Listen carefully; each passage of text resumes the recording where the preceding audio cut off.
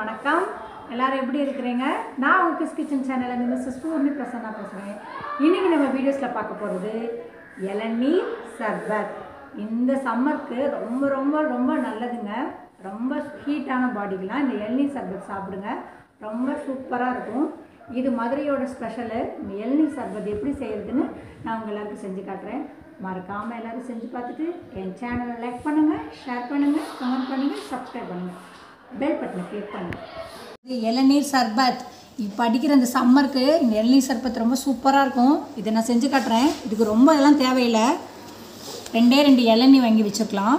அப்புறம் ice cube, அப்புறம் நம்ம இந்த எல்லோ கலர் சர்பத், நன்னாரி சர்பத் வச்சுக்கோங்க. அவ்வளோதான். இப்போ நம்ம இளநீர் வாங்கியிருக்கோம். இந்த இளநீரை வெட்டி எடுத்துகிட்டு வந்துடலாம். இளநீர் தனியாகவும் பருப்பு தனியாகவும் எடுத்துட்டோம். இந்த பருப்பை நம்ம இப்படி எடுத்து இதை இப்படியே நம்ம பண்ணிக்கணும். இப்படியே பண்ணிக்கலாம்.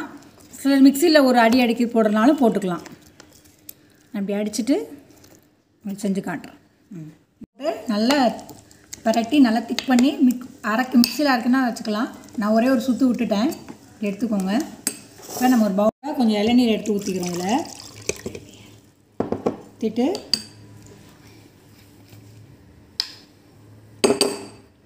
சர்பத் தேவையான அளவு இனிப்பு எடுத்துக்கிறோம். நல்லா கலக்கிக்கிறோம். இன்னும் கொஞ்சம் இளநீர் ஊற்றிக்கலாம். சர்பத் தேவையான அளவு கலக்கிக்கோங்க. நல்லா இப்படி மிக்ஸ் பண்ணிக்கோங்க. மிக்ஸ் பண்ணிவிட்டு ஐஸ் க்யூப்பும் போட்டுக்கலாம். போட்டு இப்படி மிக்ஸ் பண்ணிக்கோங்க.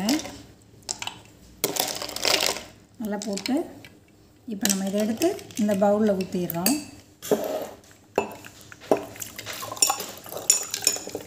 மேலாப்பில் இப்படி போட்டுடணும்.